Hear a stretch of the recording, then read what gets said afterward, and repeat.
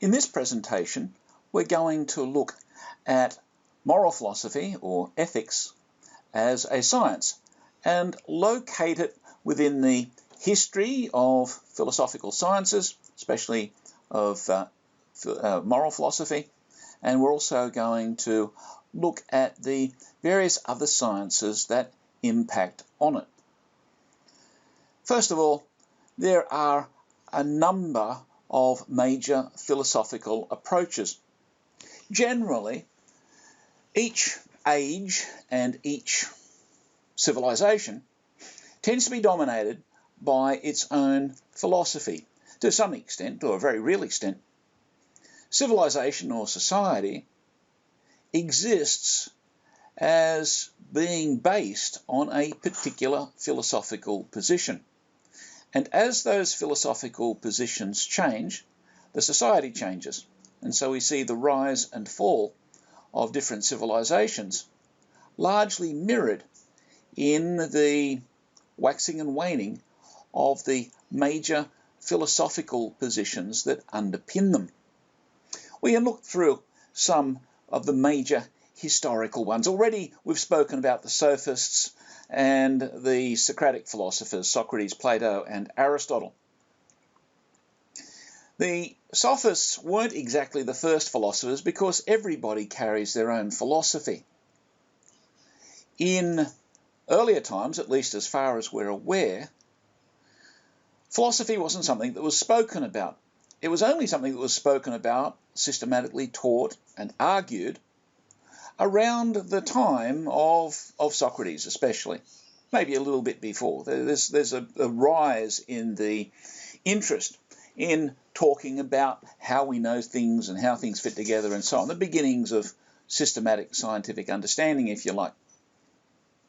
And in amongst that context, you have the transition from, if you like, implicit philosophy, and you find implicit philosophy today in the thinking of indigenous people, so Aboriginal people, especially those who haven't been affected overly much by Western culture, won't talk about philosophy, but they will certainly speak philosophically.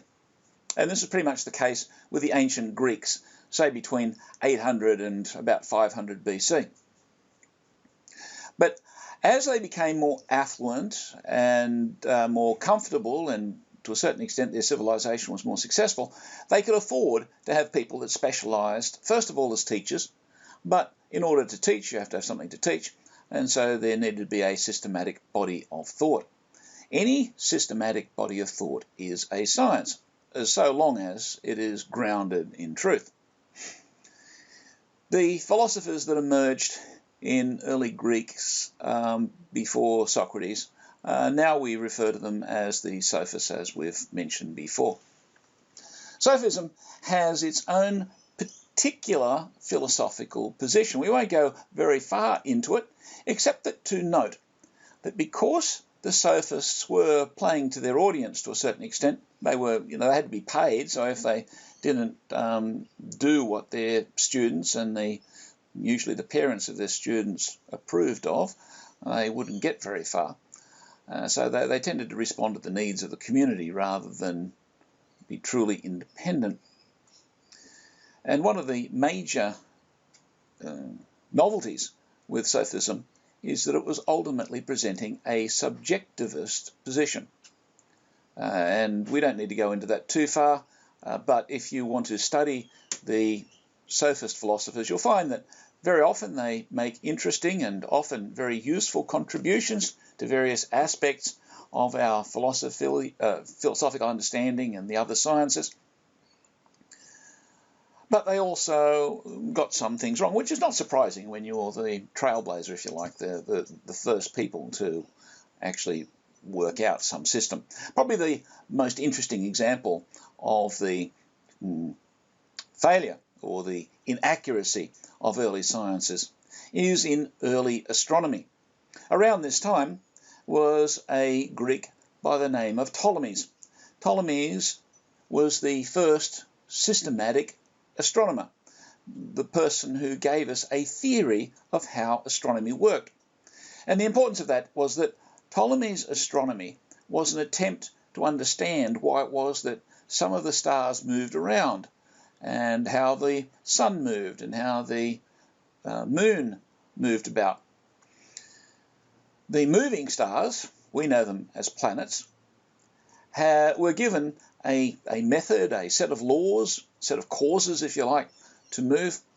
And Ptolemy's astronomy was very useful because you could use it to predict where the planets were going to be, those bright stars that we now know as part of the solar system. And because Ptolemy was able to predict the movement of the stars accurately, Ptolemy's science was very useful in practice, especially for navigation. So if you could be out on the Mediterranean as a sailor, and if you knew your Ptolemaic astronomy, you could use the stars to get an idea of where you were and where you're going and so on. So Ptolemy's astronomy was very important. Why am I stressing astronomy at a point where we really want to look at ethics? The reason is that while Ptolemy's astronomy was very effective, in fact, it kept mariners from getting lost for, at least 1,000 years or so, it was actually wrong.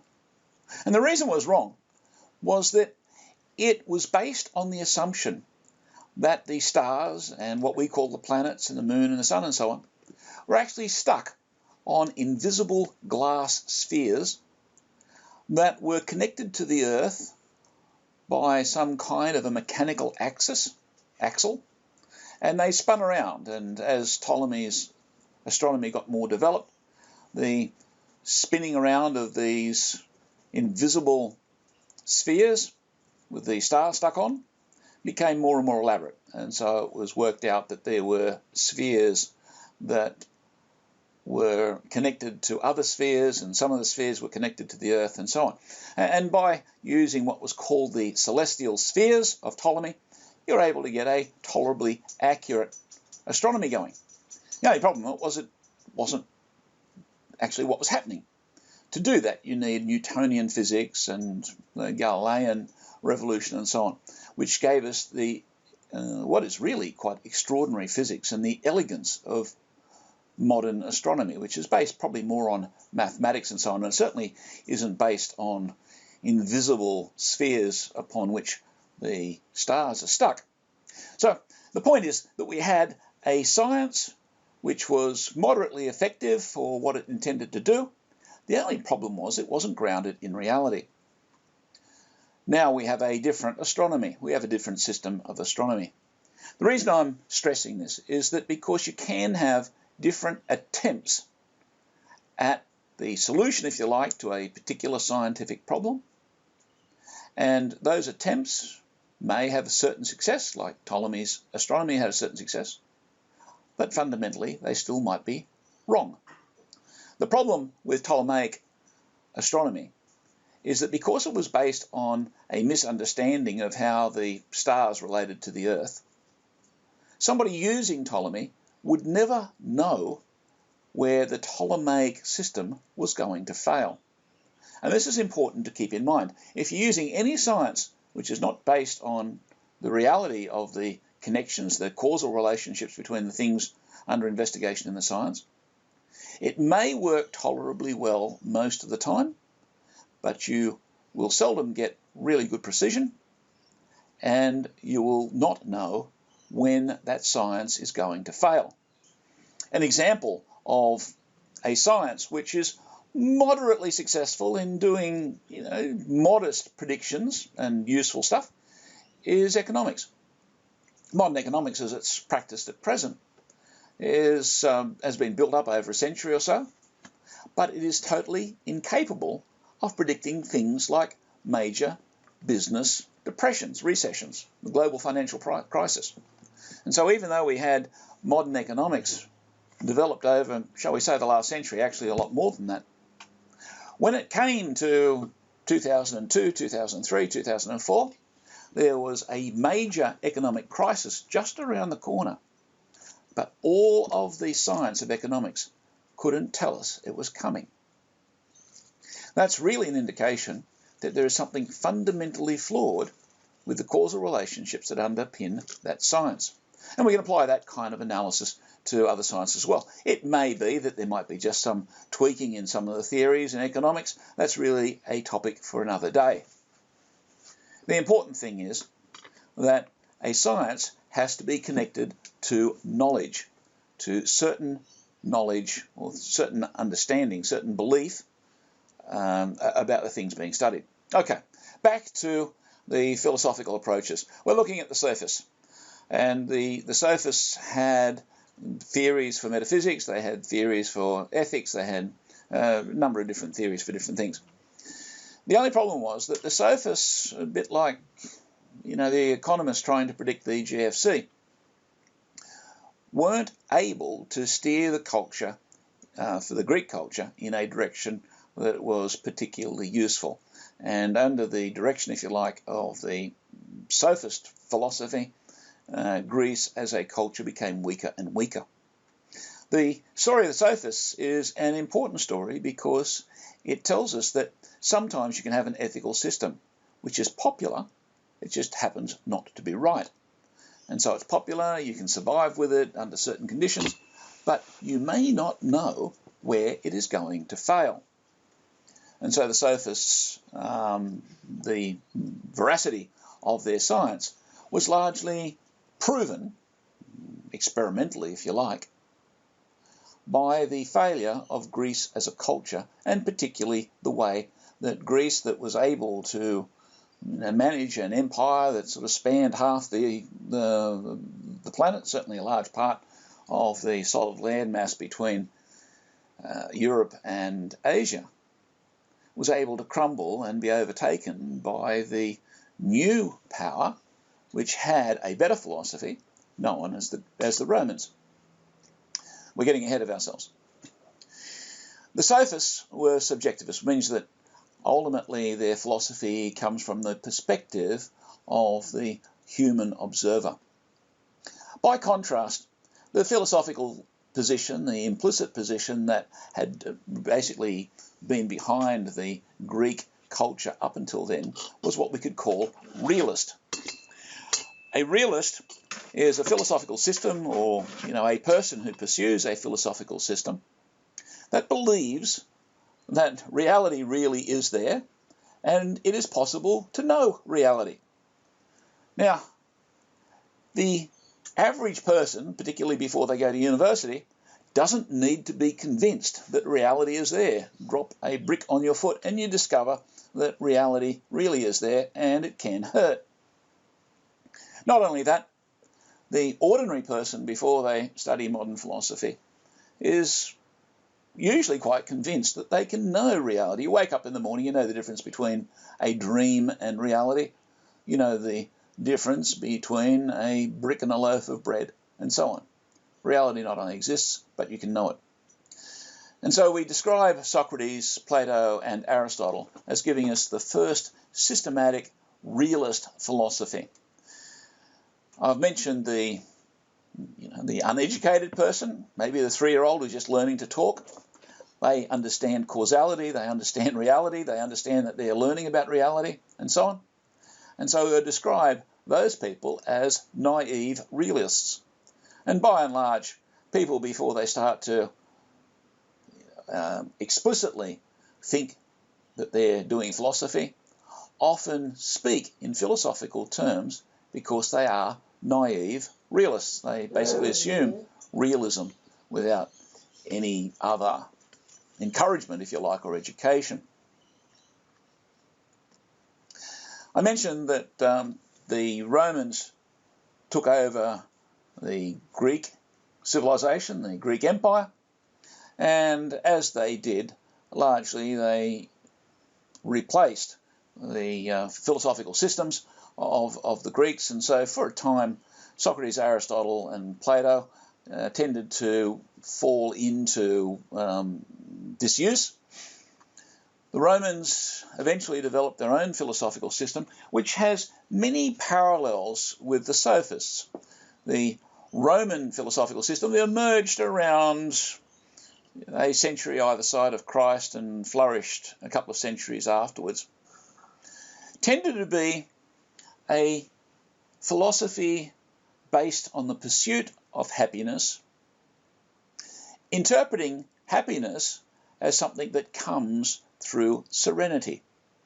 And so the real contribution of the Stoics, while they were aiming at a robust ethical system, tended to emphasize serenity, not getting fussed and upset when things go wrong. So if the brick falls on your foot, the Stoics would recommend that you just learn to be able to ignore the pain and get on with a blissful life.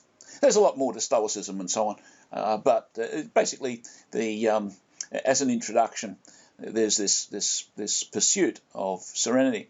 The odd thing about the Stoics is that while it was largely organised towards ethics and solving various ethical problems that had come into Rome around the middle of the 2nd century BC, the Stoics, while in theory were recommending a blissful, serene life, in practice the application of their philosophy tended to be a moral license for all sorts of misbehaviour. And you can read the popular history books of Rome to see how thoroughly Rome was misbehaving at the point when it started to fall apart as a culture. Realism came back into the West as a result of the Dark Age. The Dark Age, which ran roughly from 500 AD up to about 800 AD, was the result of the failure of the culture and its failure to support those economic and political institutions that are needed for civilized life. What that basically means is that law and order got to be very rough and ready. People couldn't rely on each other, and so they had to spend an awful lot of time, first of all, guarding themselves because they couldn't trust anybody else, virtually speaking, various levels of organisation. And they tended to spend an awful lot of time fighting with each other. Now, if you spend half of your time fighting, it basically sort of halves the amount of time that you can apply to things like farming and building and education and so on. And so over that time, because of the lack of law and order and economic problems, the culture became more and more preoccupied with simply earning a living rather than getting educated, and things got into a bad way. That went on so far, but humans being what they are, basically could see the problems with it, and the Dark Age was eventually eclipsed by a reintroduction of realism. And the reintroduction of realism is a story in itself which we do not have time for. Suffice to say that between the years about 800 and about 1500 AD, we have the dominance of realist thought. And so we have especially people like Thomas Aquinas and others who resurrected Plato and Aristotle particularly, and developed the thinking of the Socratic Greek thinkers into a higher order of philosophy, and that was used quite successfully to ground the rebuilding of Western civilization that we saw through those years. To give you an idea, during those years we had a tremendous increase in economic productivity, to the extent that between 800 and 1100 we had the increase in agricultural productivity of between 5 to 8 times. And there was a similar level of, if you like, technological improvement, productivity increase between 1100 and 1300. And by the time you got to 1300, rural productivity was very similar to what it was up until the point where we started using artificial fertilizers. Basically, very high levels of agricultural productivity. And when you have that level of productivity plus economic and political institutions that had become stable and capable of being trusted, basically every part of the culture flourished. And so you see Europe especially between the years 1100 and about 1500, what we would call the medieval era, as culturally, politically, economically, and basically just about every other area, flourishing in quite spectacular level. Around the end of this period, around the year 1500, very close to the year 1500, curiously enough, we have the beginning of modernity. Modernity basically arrived through the philosophical thought of John Wycliffe, who was a theologian more than a philosopher, but posited the idea that instead of there being an objective set of knowable things, our knowledge was ultimately the result of what we decided ourselves. He set in place a new era of subjectivity. For reasons that we don't have time to discuss here, that led, indirectly perhaps, but certainly very definitely, to an Italian public servant by the name of Niccolò Machiavelli, writing a book titled The Prince. It's useful to read at least part of The Prince to get a bit of a feel for what Machiavelli was doing, his contribution, if you like. The Prince is written as a practice manual, if you like, for monarchs. Machiavelli was a public servant within a republic. Unfortunately, the republic was not able to fight off an invading army, which was led by a man who wanted to be a king, and so he became king of that part of Italy around Florence. Machiavelli was faced with losing his job as a well-paid public servant, and he was likely to be thrown into prison and so on, and treated very suspiciously by the new king because he knew he was a Republican.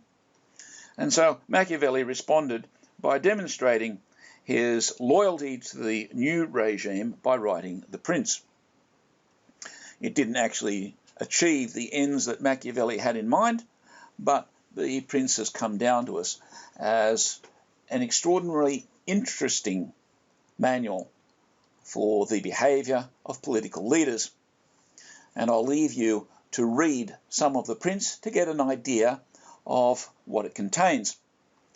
Suffice to say, Machiavelli suggested to the Prince, who in some way becomes the ethical leader, the ethical exemplar for the rest of society, Machiavelli advised the Prince that he should appear to be virtuous, but it would actually be stupid for him to be virtuous. And so the object for effective political control, according to Machiavelli, was to have the appearance of virtue while practicing vice. One would wonder what would happen if a royal commission was called on the people who took Machiavelli to heart. However, Machiavelli, his idea that appearance is more important than reality, earned him the title of being the father of modernity, the father of modern philosophy. And so Machiavelli's idea, as bizarre as it might sound at first encounter, actually became very powerful because it was extraordinarily popular. This question of what is more important, reality or appearance, is one that actually goes back to Plato, but we'll deal with it a little bit later on. Machiavelli established the modern era. Machiavelli's ideas certainly are attractive for political leaders. Unfortunately, if you get everybody in a society following the advice that Machiavelli gave the Prince, we would end up with something a little bit less orderly than a pirate island, because everyone would be misbehaving and trying to trick everybody else and so on, and it gets quite ugly. And as a result of that, simple Machiavellian thinking is not very convincing. It took about 200 years, actually more than that, for the basic nub of Machiavellian thinking to be given a more systematic philosophical framework. And that was done by a number of philosophers during the 18th century, during the 1700s. And the 1700s, as a result, is known now as the Age of Enlightenment, or the Enlightenment era. There are quite a large number of Enlightenment thinkers. On the continent, especially in France, you have the likes of Jean-Jacques Rousseau, Voltaire, Diderot, and a number of other prominent thinkers. In Britain, one of the most outstanding examples is David Hume. David Hume is given the title of the father of British empiricism, which is a technical branch, if you like, of philosophy. So David Hume is taken quite seriously, and you can read Hume in your own time. It tends to take a fair bit of time to read Hume. He's sort of easy to read, but there are lots of pages, and so we won't be going into Hume directly, at least not in any great depth. However, you're invited to read some Hume if you would like to check what is being sort of spoken about him here. Hume contributed a particular view on metaphysics and a particular view on ethics. Both of those views were popular at the time for various political reasons that we'll go into later, but they were a bit extreme. In order to moderate Hume's extreme position, he gave us an astronomy which is probably about as credible as Ptolemy's. It gives people answers that they would like, but not necessarily for very good reasons. Immanuel Kant, a German thinker, if you like, sanitized Hume somewhat and gave us a slightly more robust metaphysical philosophy. And so Immanuel Kant comes down to us as probably the most sober of the moderns. There are quite a large number of them, and we don't have time to go through them all here. This is merely just to give us a very broad brush waltz through about 2,000 years of history. Now, Immanuel Kant, in the beginning of the 19th century, the end of the 18th century, so he was alive at the same time Hume was alive, but he was really writing a fair bit later, so he kind of overlapped David Hume and so on. Immanuel Kant suggested a solution to the problem of knowledge, where he suggested what he calls the a priori forms. And the a priori forms for Kant were the ways in which people knew what was around them. Hume said we didn't really know what was around us, which is quite a radical thought. But Kant came along and said, well, we kind of can, but when we look at the world around us, it's like we're wearing very distorted spectacles, maybe strangely coloured and maybe more of, the funny things you find at a amusement park to make everything look a bit wobbly, or the thin things look fat and the fat things look thin, that sort of distortion. And Kant would say that the spectacles formed what he called the a priori forms. They were these mediating principles that were the vehicle through which we knew things, and as a result, what we thought we knew, what we think we know, is not necessarily what's really out there. You see Kant very much in our modern theories of history, where we would say things like history is written by the victors and so on. What that's saying is that we look at history through a particular lens, through a particular channel of appreciation, which actually causes distortions. Now, that can often happen, of course. The difficulty for Kant is not so much that it is possible to make mistakes when we see things in the world around us, but rather Kant would say that we always make mistakes when we see things around us, and that's a very different type of statement. However, we don't need to go too far into Kant, except to say that he improved Hume, who was trying to improve Machiavelli. Kant achieved certain things, and he left some things in a bit of a pickle, and so on. That brings us forward, probably another best part of a couple of centuries, to Edmund Husserl. Again, we could put in a whole bunch of names here. We could put in Nietzsche and a bunch of other names. We'll move to Husserl. Husserl gave us a new philosophical system known as classical phenomenology. There are a number of philosophical systems known as phenomenology now. Husserl gave us the first one, so it's referred to as classical phenomenology. Phenomenology basically says that because we may be tricked when we try and understand what's out there, things around us, we really can't build any scientific understanding on these things that may be wrong, and therefore we should focus our philosophy on the things that we know for sure. And the only things that we know for sure are the things inside our mind, the ideas we have, the beliefs we have. And so phenomenology is all about the phenomena, where a phenomenon is the idea I have about some external thing, or perhaps even the idea I have about thinking. I might have an idea about the way I think in comparison to the way a flea might think. And Husserl would say, well, it doesn't really matter if there is a difference or a similarity between the way that fleas think and the way that humans think. The fact is, you have that idea in your mind, that becomes the material for your whole philosophical system, and classical phenomenology basically takes off from there to give us a philosophy of a detached idea from reality. In some ways, the movie The Matrix is built on assumptions fairly similar to phenomenology, but we might get onto that later on. That brings us, if you like, to the beginning of the 20th century. The early 20th century, Husserl was flourishing, and he has had a following which has been really quite phenomenal. And that solved some problems, but introduced some problems.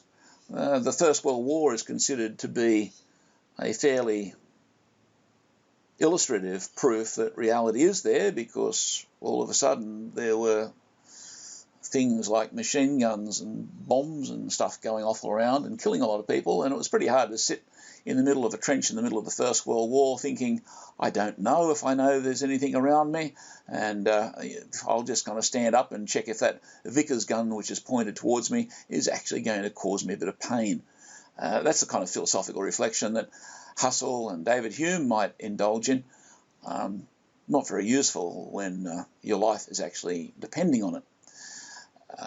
So Husserl's ideas, while they are very popular, they tend to be popular at times when our situation is peaceful and affluent, because they don't really survive serious challenge.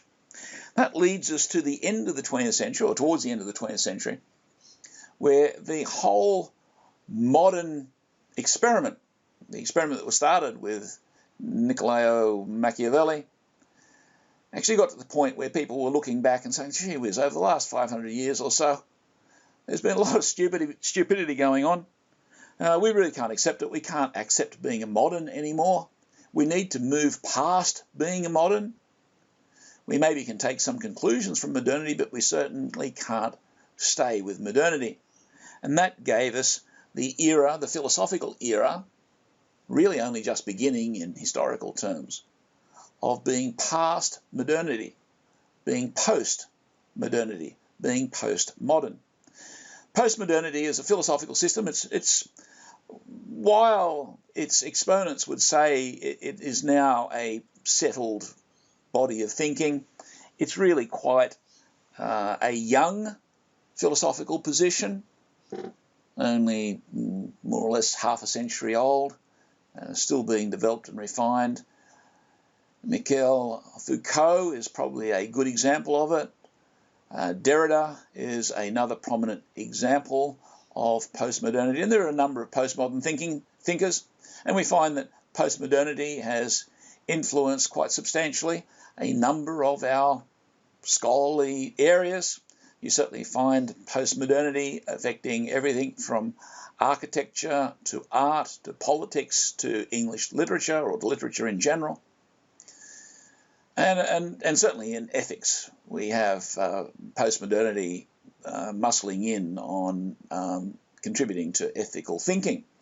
And so postmodernity is important. Is postmodernity genuinely postmodern, or is it a form of cynical modernism? That's a question that you may be interested to ask at some point, and it's probably really a question which people looking at postmodernity, even those people immersed in postmodernity, are really asking themselves when they're honest about it. Curious thing about postmodernity is that the idea of honesty is really quite alien. Foucault would say that, yes, honesty is not important at all. Power is everything. And in this, Foucault was really taking forward the philosophical conclusions of a number of 20th century philosophers, especially that of Ayn Rand, Nietzsche, and a number of others. So Foucault is just looking at this, these thinkers and saying, well, I'm just not going to really bother with this. They are telling us that you can basically do what you like, and so, but you have to look convincing. And so power, whether it's economic power, political power, media power, and so on, or even the power that a professional has over their clients. Foucault concentrated primarily on the profession of psychology. And he would say that there are a number of psychologists. In fact, if you study psychology, you'll find there's actually a major issue in psychology, that a number of people who call themselves psychologists use their clients to achieve their own ends, whether it's simply to milk them for lots of professional fees by getting them to come back week after week after week for years and years and years to solve their insoluble psychological problems. Freud, for example, used to refer to his patients, his clients, as goldfish, because Freud realized that he had the ability to hoodwink his patients into thinking that they were recovering, but their recovery was going to be very, very slow. And Freud's time was very, very expensive because he was so smart and such a reliable professional that he was able to charge high fees to do pretty close to nothing. And the effectiveness of Freudian psychology has been illustrated by a number of scientists since Freud. One especially is Hans Eysenck. And Eysenck is representative of the serious psychologists who have actually tested Freud. And Eysenck found that what is true in Freud is not new, and what is new in Freud is not true. Others have done more objective experimental tests where they've discovered that if you sit a mentally unwell person in front of a Freudian psychologist and let them do their Freudian psychology, and you get a similarly mentally unwell person and sit them in front of somebody who, for the purpose of the experiment, is dressed up and situated to look like a psychologist, but in fact has no psychological training at all, the false psychologist, the placebo as it's technically called, actually can do a better job of bringing mental health back to the patient than the person who is a trained psychiatrist, a Freudian psychoanalyst. A very curious insight or observation about the veracity of that science. Michel Foucault took a great deal of interest in psychology, not so much because he was interested from a psychological point of view, but he was interested in the way that psychologists often use their position as a position of influence in the society, either to get favours of various sorts, monetary and, surprisingly enough, and very, very commonly sexual favours from their clients, And the whole relationship is a relationship that embodies power relations. I mention this because in the professions related to finance and economics, the relationship of power differential between the professional and the client is certainly something that merits close attention. And so Foucault may have something to say to us. However, that takes us through, if you like, the span of major philosophical systems, roughly between the years 500 or 600 BC and the present. What we see in these is that there are two basic approaches. You have the subjectivist approaches of the Sophists, the Stoics, and the moderns. They flourished at different times. Usually they flourished in very affluent cultures, but they were kind of like a parasite that the more they were taken seriously, the weaker the host culture became, and they eventually fell off the edge of the stage of history. That can be contrasted to the realist philosophers, and in our examples here we can talk about the ancients, while they were simply doing what the ancients did. Today we see that in the attitudes of indigenous people very much. Aboriginal people, indigenous people in Africa or the South Pacific all tend to display a form of realist thinking.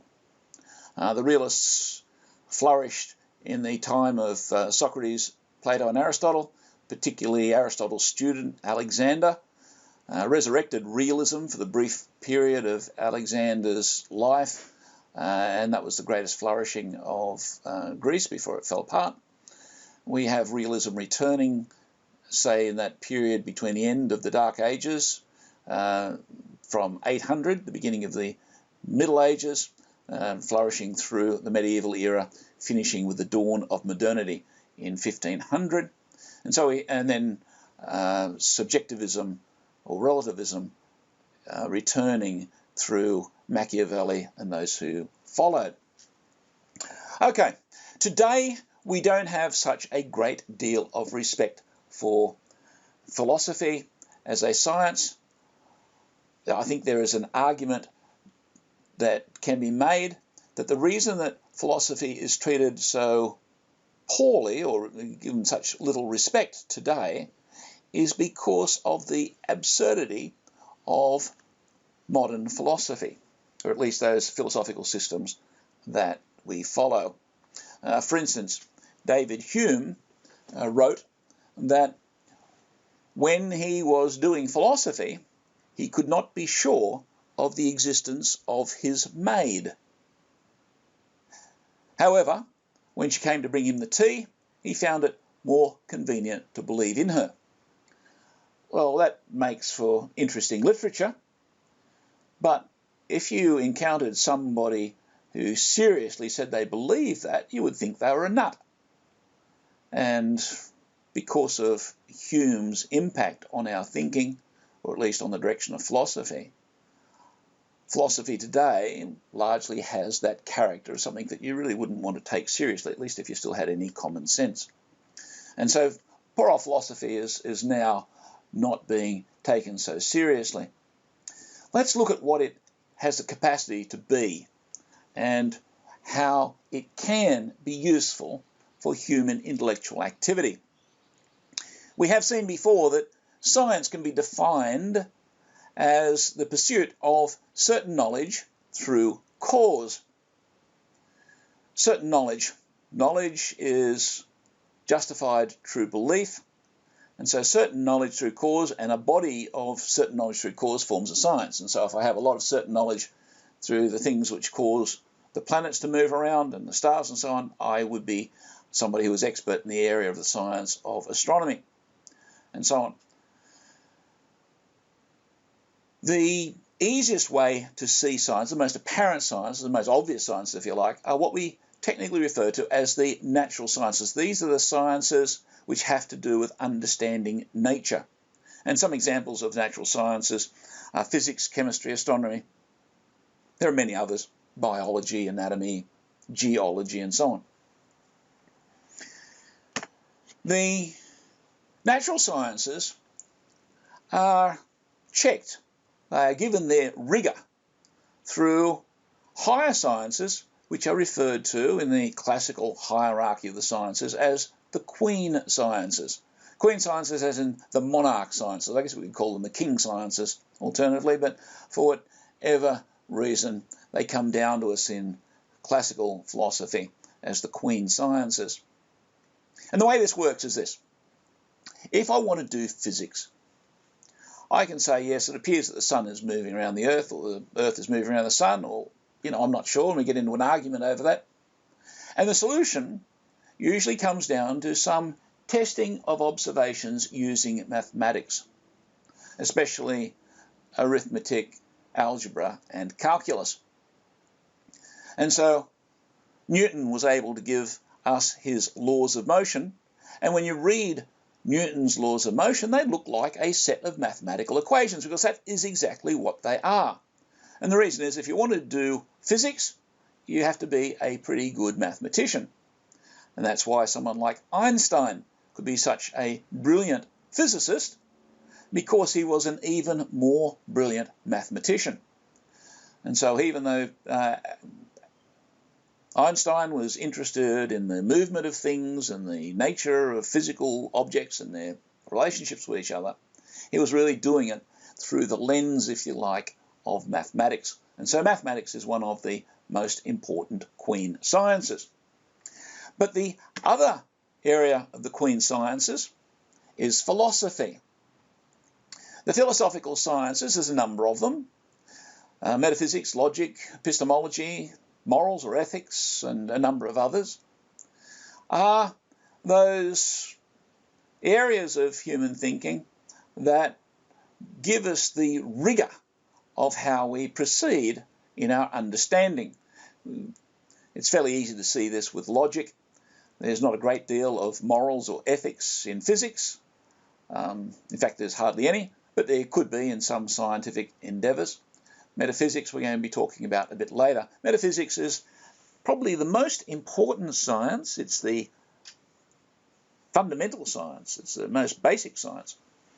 But because it's fundamental, it tends to be forgotten a fair bit. So we'll talk about that in a separate slide. But the important thing is that by applying metaphysics, logic, and mathematics to the natural sciences can get their rigour and a lot more depth. So we can understand physics a lot better when we have advanced mathematics applying to it, and also good logic and metaphysics and so on, than we can if we simply say, well, the rock fell down the hill or something, and maybe that's an observation of a physical occurrence, but it doesn't really help us to understand the rock falling down the hill or how to manage that and get useful results out of it in the future. Now, the natural sciences are pursued for their own purposes. You do physics primarily because you want to understand rocks falling down the hill or how the stars move around and so on.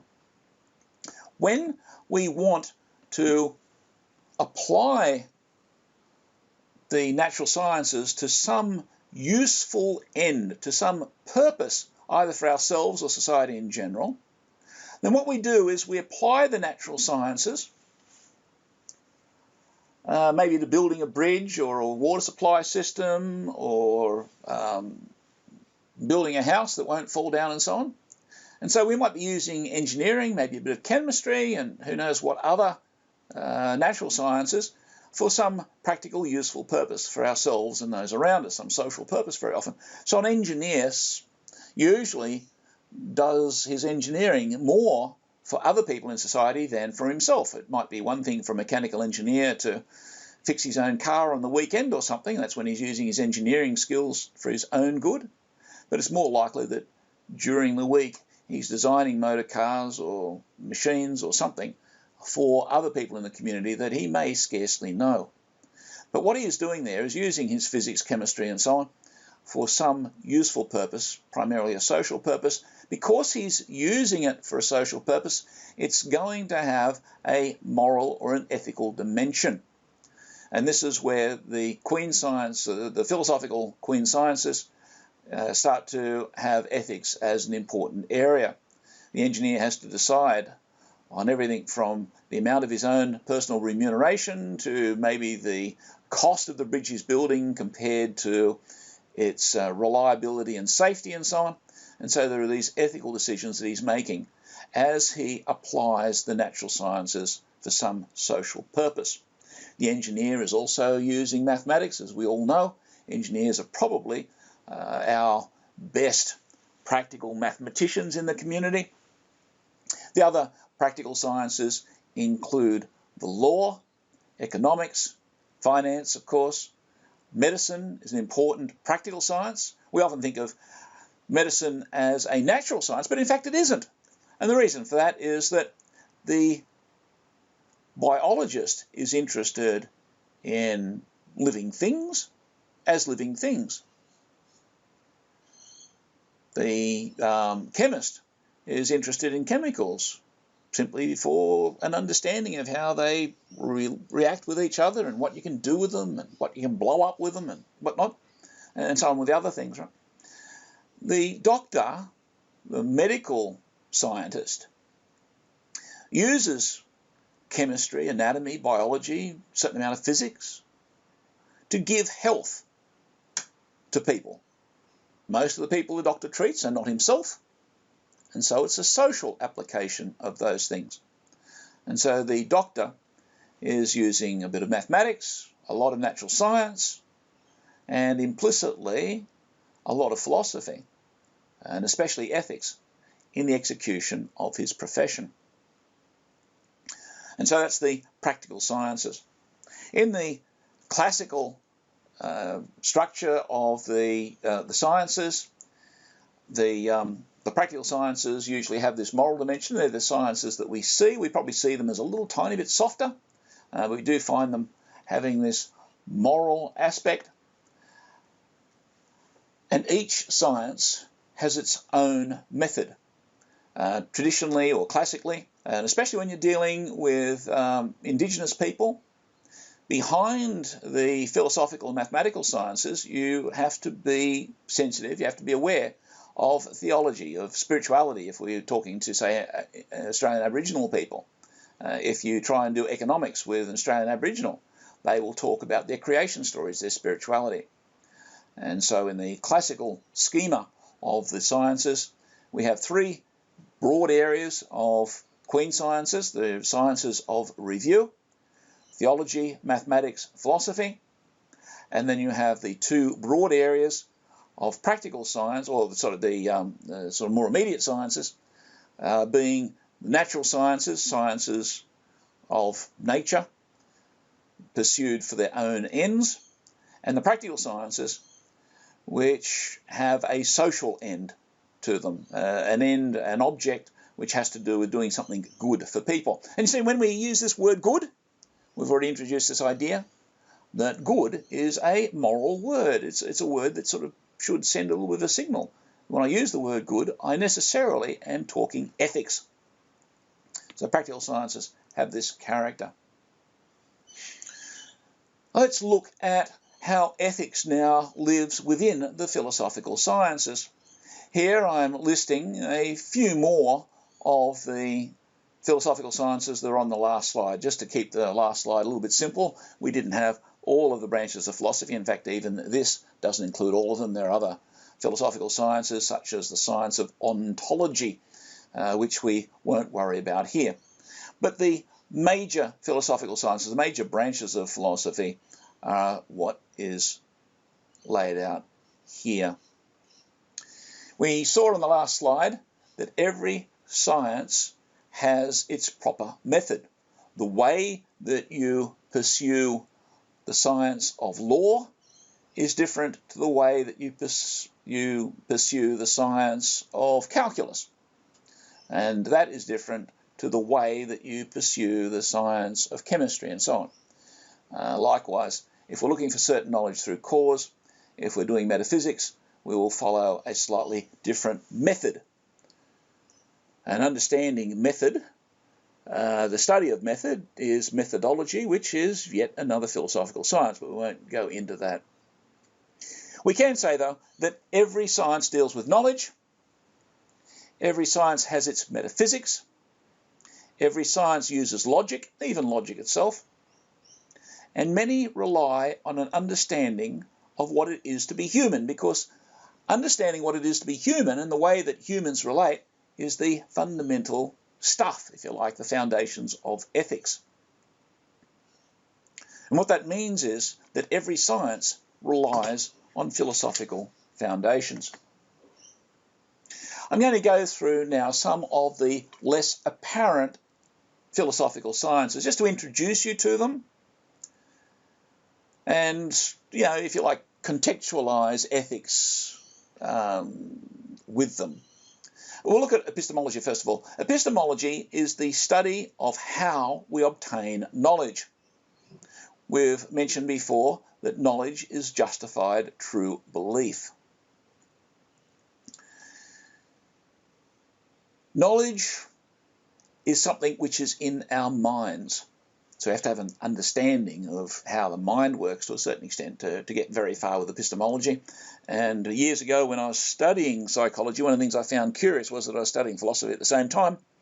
And the curious thing was that you would go into a philosophy class and you'd be studying epistemology. And then I'd go to a philosophy class and a psychology class, and in the psychology class often we would actually be studying philosophy, because the psychology professors would be fascinated with the question of epistemology. Epistemology studies how we get knowledge, how knowledge comes, how the ideas get to be inside our heads, inside our minds. The best way to understand the process of epistemology, what really happens, taking a realist approach, is to see it in terms of our fundamental experiences and then a series of what we're going to call abstractions. Our fundamental experience is the sensations that come from our environment. We see things in our environment. We touch things in our environment. We smell things in our environment. We hear things in our environment. We have 5 senses which take in sensations, which give us information about our environment. The curious thing about our senses is that our senses in themselves don't tell us anything about what we are sensing. For instance, if you look about you, you might say, I'm in a room, I'm looking at a computer screen, the light is on, the carpet is on the floor, or whatever's on the floor. There might be a bird singing in the trees outside that I can hear. But do you actually hear the bird? Do you see the computer monitor? You actually don't. Everything that comes in through your eyes is simply a pattern of colours. Colours and intensities of colours. Light of varying intensity and hue.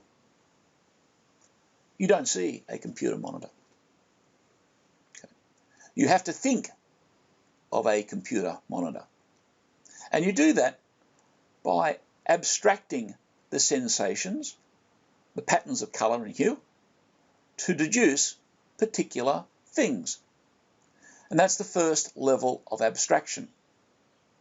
Normally we don't think in those terms. We say, oh, did you see the fellow walking down the road with a funny hat on? Well, somebody could quite reasonably say, well, I didn't see him. I saw colours and I deduced that it was a fellow walking down the street with a funny hat on. Because we abstract from the random, well, they're not random, but they're patterns of sensations to deduce the things that we consider that we see. You'd be a bit silly if you said you actually saw somebody. You'd be just as silly if you said you didn't, because we take abstraction as an automatic process. Our minds abstract instantaneously. We don't even think about that strange contrast between the pattern of colours and what we deduce from it. There is that man walking down the street. And you might say to you, you might be thinking to yourself already, well, you said a minute ago that modern philosophy is crazy, and now he's saying the stuff which is so bleeding obvious that why do we bother about thinking about this stuff? Well, stay with the game. It turns out this actually becomes very, very important, because we can say that we really do see the man walking down the street with a funny hat, because our confidence in the deductive powers to turn the pattern of light, colours and hues into conclusions about the thing are so confident that we would say that highly unlikely, almost impossibly unlikely, that we are wrong. There's still a remote possibility, but it's so remote that it's just simply not worth being concerned about. Further than that, though, we said we saw the man walking down the street with a funny hat, or you can say you are seeing your computer monitor with this crazy academic trying to fry your brain with all this philosophical stuff. But we actually go further than that.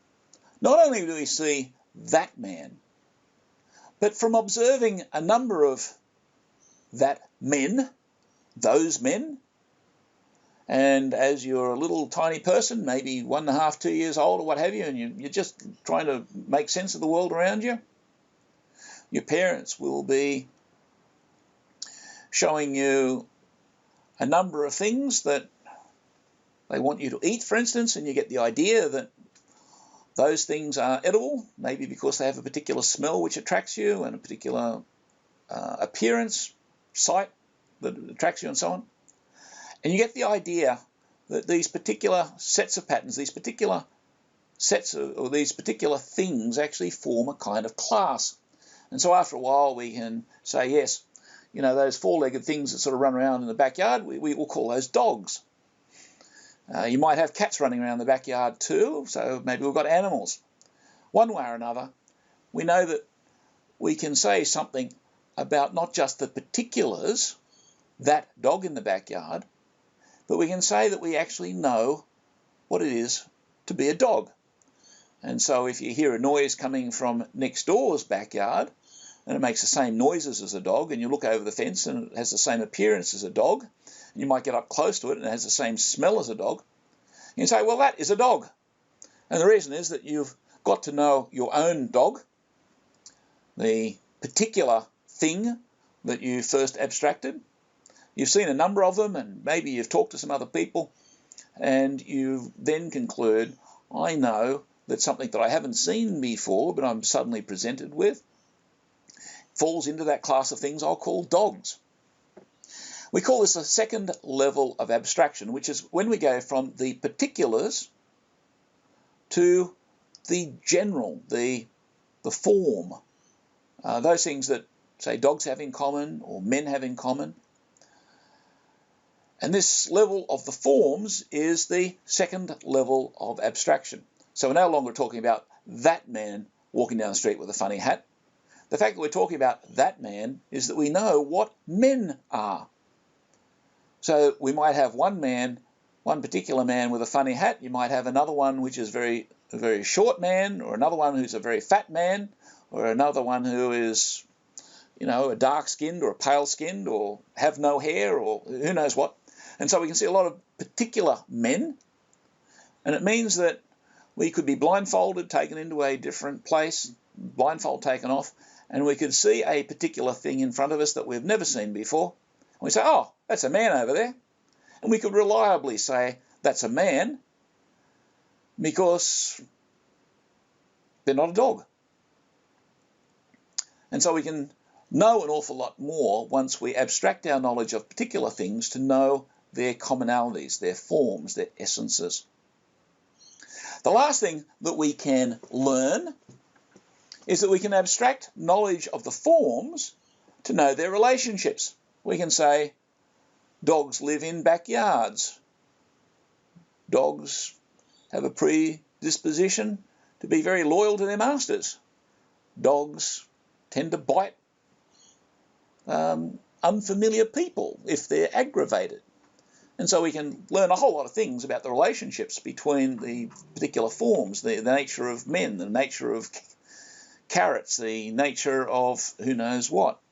And so you get a knowledge, a certain knowledge of these relationships. So we can say food is good for you because we have abstracted a knowledge of the form of thing which constitutes food. That can be everything from, a hamburger to a carrot to a glass of milk. And we can say one of the common things about food is that they all have the character of having a particular relationship to human beings, because food is always good for human beings to eat or drink.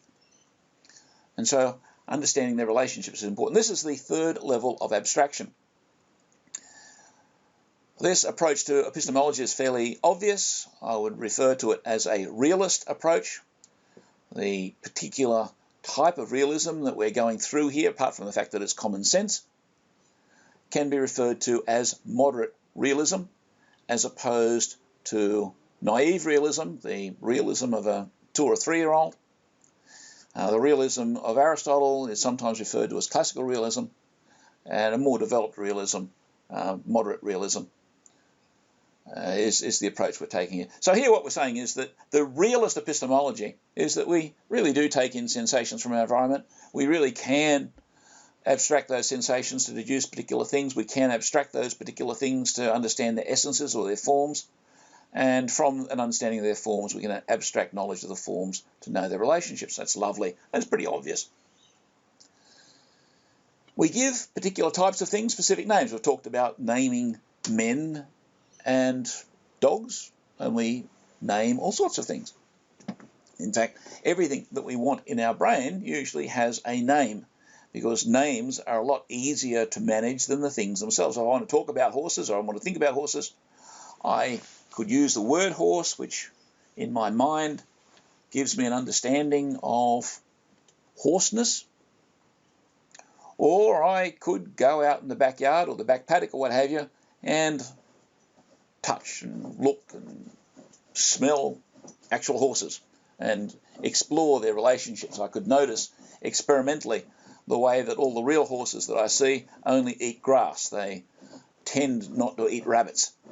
And so I can know things about the relationships, and I can do that ultimately intellectually, so I do it simply by using their names rather than the real things.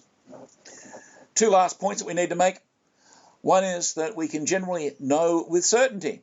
If I see a man with a funny hat walking down the street, I can say, well, I've seen a man walking down the street. Okay. If I'm concerned that I really live in the Matrix, to borrow from the movie, I may not know with certainty. And so we can make mistakes, and I can even do that when I'm driving down the street. I was driving down a dirt road only a few days ago, and it was flanked by trees on either side of the road, and the shadows from the trees were sort of spreading across the road. I could not see with certainty where the potholes were.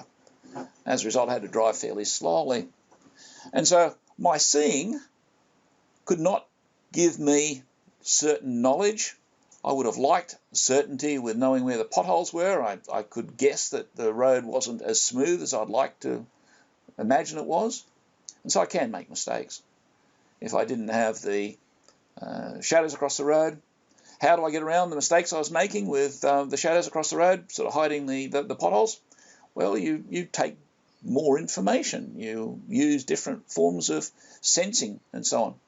And so usually the realist would say, well, if I don't know with certainty, then if it's critical, I will simply go out and get more information. I will use my other senses, or maybe talking to people, which is a wonderful thing that humans do to increase their knowledge. I'll get more information.